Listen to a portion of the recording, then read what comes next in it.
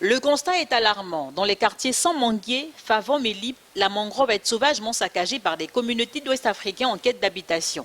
En séjour dans la capitale économique du Gabon, le ministre de l'Environnement est venu s'enquérir, aux côtés de son collègue de l'industrie, de la situation qui a d'énormes conséquences sur l'environnement. Nous avons remarqué qu'il y a plusieurs endroits où la mangrove a été détruite et on a pu rencontrer certains habitants. On leur a donné un délai de 2 mois pour essayer de déguerpir les lieux. Et ensuite, le non-respect de cette mesure sont les sanctions qui suivront. Cette destruction massive de la mangrove, qui joue un rôle essentiel dans la régulation du climat dans les zones côtières, n'est pas sans conséquence à Port-Gentil, fortement assujetti à un phénomène des inondations accrues. Sans vouloir verser dans la xénophobie, l'on se demande comment des individus peuvent s'illustrer par des comportements aussi blâmables dans un pays dont le seul crime est d'avoir offert son hospitalité. Le Gabon appartient à l'Ivoire gabonais. On ne peut pas le faire ça au Bénin ou au Cameroun ou au Togo. À un moment, on doit se respecter d'abord dans notre pays.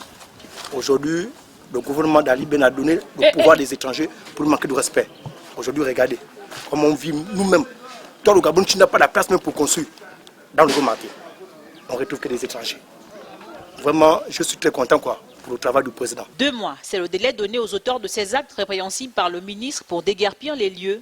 Osons croire qu'en attendant, ces Ouest-Africains n'auront pas recours aux pratiques fétichistes pour dissuader le membre du gouvernement, comme cela avait été le cas, l'on s'en souvient encore, avec un ministre du régime déchu.